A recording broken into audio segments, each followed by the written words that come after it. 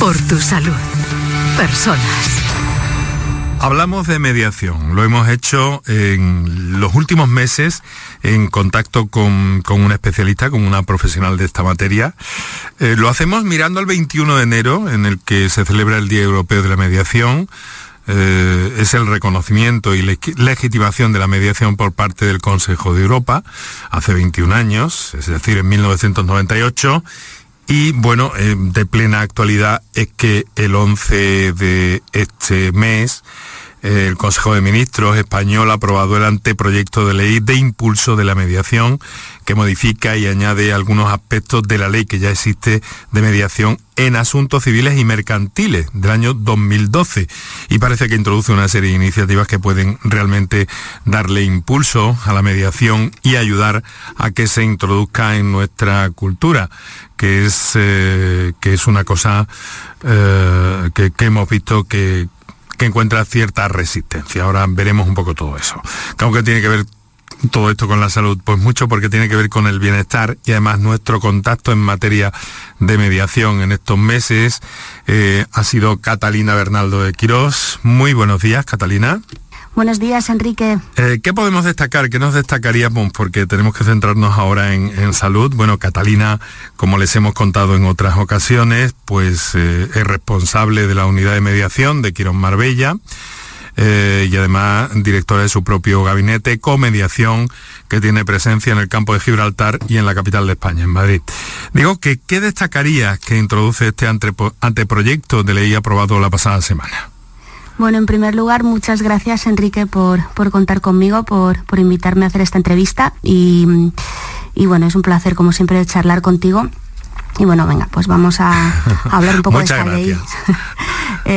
Bueno, pues, a ver, como se ha dicho ya muchas veces, la mediación es un sistema de resolución de conflictos que, al ofrecer a las partes enfrentadas ayuda para asumir ellas mismas el protagonismo de la creación de sus acuerdos, pues implica un cierto cambio de paradigma, pero luego se traduce en una mayor agilidad, un menor coste económico y por ser un proceso en general más saludable. Entonces, es una ley que añade una serie de, un proyecto de ley que añade una serie de puntos a la que ya existe del 2012, podría servir para impulsar esto, además de descongestionar pues la carga de trabajo de los juzgados, acortando sus tiempos de respuesta. Entonces, bueno, pues una de las cosas que introduce esta ley es la obligación de asistir a la sesión informativa en ciertos casos. Entonces, estas sesiones informativas, que por ejemplo en mi caso llevo celebrando en representación de la Asociación Malagueña Solución a Mediación, y bueno, gracias al impulso de la Fundación Mediara desde septiembre del 2017 en los juzgados de Algeciras, La Línea y San Roque en Campo Gibraltar, pues esto, hasta el momento el juez da la recomendación y deriva.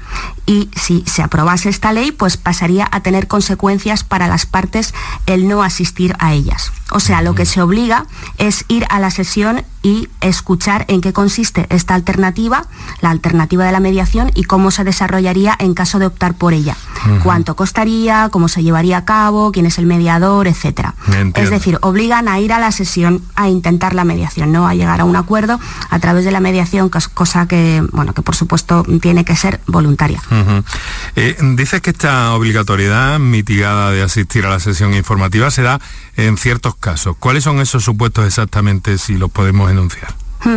Bueno, sí, muy breve. Lo que básicamente dice es separaciones, divorcios, asuntos de menores y entre parientes, conflictos cuando hay imprudencia profesional, herencias y división judicial de bienes, conflictos relacionados con hipotecas, conflictos entre socios, conflictos en temas vecinales, alquileres, reclamaciones de cantidades pequeñas, menores a 2.000 euros, conflictos que tienen que ver con el arrendamiento de obra, disputas por insultos, injurias, calumnias. La verdad que son bastantes supuestos, además de los de familia y del tema de las hipotecas. Bueno, pues evitar conflictos, desde luego, es una forma de buscarnos un ambiente más saludable, una sensación de bienestar más agradable, pero en materia en la que este programa nos desenvolvemos, vale, mucho más relacionada con la salud en primer término. Algunos de esos supuestos está claro que afecta de una forma muy directa al ámbito sanitario incluso, ¿verdad?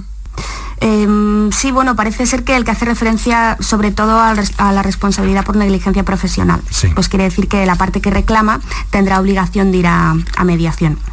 Entonces, bueno, si esto funciona y se logra que el proceso sea efectivamente más ágil y rápido, gracias a la mediación, pues beneficiaría a todas las partes implicadas. Al paciente, por supuesto, a los médicos, pues hay casos de médicos que llevan esperando 8 o 9 años a que termine su pleito y ya están aún en fase de instrucción, a la aseguradora, que tiene que pagar más interés a mayor mora, sobre todo si ya han pasado más de 2 años, y bueno, por ende a todos nosotros, porque las indemnizaciones por demora de la sanidad pública al final las pagamos nosotros de nuestros impuestos.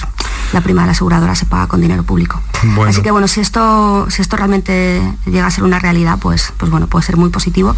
Pero bueno, no obstante, quiero señalar que lo que se ofrece desde la unidad de mediación del Quirón de Marbella, de la que yo soy responsable, es mediación en temas extrajudiciales, sobre todo en temas familiares. En temas familiares, cuando surgen conflictos y se hace esa mediación con buenos resultados generalmente también gracias a la tarea de profesionales como nuestra invitada. Bueno, pero ha tenido todo esto un poco de resistencia, un poco de crítica también, ¿no? ¿Por dónde va, por qué línea, como buena observadora que eres del asunto, Catalina, por dónde van esas críticas? Sí, bueno, la verdad que sí, estos días se han escuchado muchas críticas, algunas no muy alentadoras por parte del gremio de los abogados sobre todo, pero bueno, me parece normal, no es una ley integral, pero sí toca bastantes palos. Y bueno, en cualquier caso, siento que en el colectivo de abogados irá pues integrando constructivamente la mediación dentro de su práctica y que lo hará poco a poco. Algo que sí que me da lástima es que se pronostique que esta ley entre en vigor en 3 años. Eso también ha sido bastante criticado y la verdad que estoy de acuerdo, me parece excesivo 3 años. Un proceso largo, ¿no? Sí. En cualquier caso, en marcha, ¿no? Se trata siempre, supongo que la lectura final, supongo que la que se hace desde el sector, desde los profesionales, supongo que es positiva. Bueno, sí, es, o sea, mejor que nada es lo que es, pero bueno, es que claro, 3 años para poner esto en funcionamiento, creo que se podría hacer, no sé, en menos tiempo, porque verdaderamente es algo que nos vendría muy bien. Bueno, pero ¿qué te voy a decir yo como mediadora, no? Vamos a hablar de la figura del mediador, la importancia de la neutralidad del profesional, ¿no? Esta es una clave, ¿no? Pero vamos a empezar por otra parte, ¿no? Porque tenemos que hablar de la formación que se necesita, por ejemplo, en asuntos de violencia de género, tan de actualidad, en los que vais a entrar, tengo entendido que de forma preventiva. Ajá. Bueno, sí, el tema de la formación, la verdad, no se recalca demasiado en esta modificación, y sin embargo sí que creo que es un tema que urge desarrollar y concretar, porque bueno, como se sabe, ya de hoy se le exige al mediador estar en posesión de un título universitario de formación profesional superior, haber recibido formación específica en mediación de un mínimo de 100 horas, además de su título universitario, y estas 100 horas incluyen 35 de prácticas. Es verdad que se valora cada vez más la formación en temas de igualdad y detección de violencia de género, que bueno, asumiendo que no podemos sentar a que dialoguen constructivamente 2 partes si al menos una tiene o ha tenido mala fe y ha ejercido la violencia, sí puede ser útil formar a la ciudadanía para que identifiquen convenientemente una serie de conductas y actitudes que subyacen a un desenlace violento y hacer esto a modo preventivo. Entonces, sí, esto tiene que ver con la mediación en el sentido de que el mediador tiene que saber identificar muy rápidamente si la argumentación de las partes permite diálogo y da espacio a considerar las necesidades del otro. Porque al final considerar las necesidades del otro es respetar al otro. Es decir, entender lo que el otro quiere y por qué lo quiere, aunque no se esté de acuerdo con ello, eso es respetar esa postura y es sobre lo que se construye el diálogo. Entonces, bueno, pues introducir la posibilidad de acudir a una mediación para de alguna forma ir en esta dirección y prevenir desencadenantes violentos, sí que sería algo, bajo mi punto de vista, muy positivo. Ahora, esto va unido a la introducción de la cultura de la mediación dentro del conjunto de la sociedad. Claro. Ahí volvemos un poco a esto, ya perdona, a esto de los 3 años, ¿no? O sea, hay que decir que estos plazos, pero bueno, el tema es que el hecho de que alguien le puede decir a su pareja, oye, este tema vamos a ir a una mediación para seguir tratándolo, porque si no aquí pues ya se ve que la cosa se va de madres, eso realmente es y que ese potencial agresor acepte pues ir a una mediación porque no se sienta tan amenazado como a lo mejor, pues no sé, ir a otro procedimiento, eso podría ser muy positivo, sí, pero sí que necesita de un impulso. Sí. Bueno, y tener herramientas también para poder identificar situaciones de ese tipo, del mismo modo que se utilizan en centros de salud ante determinadas visitas, en atención primaria y todo eso. Eso parece un asunto, desde luego, importante, ¿no? Pero claro, nos abre una puerta que es el de la especialización. El mediador va a tener que especializarse porque el arco de actuación que tiene, nosotros nos centramos en el aspecto de la salud en este programa, pero el arco de actuación que tiene es enorme.